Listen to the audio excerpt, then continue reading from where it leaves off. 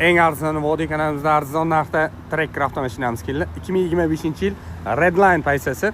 Hozir kamdan kam noyob bo'lib qoldi Redline'lar.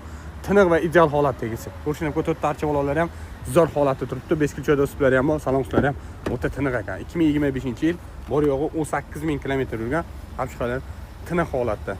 Ko'jinichi qo'llari mana matbuot holatda ekan. Ikkita zapasnoy pultlari, salonlar ham akkuratniy panoramiklar, orqa o'rindiqlar ham zo'r holatda, urinib ham ketmagan, tizilib ham ketmagan ekan. Hattoki nuqsoni ham yo'q.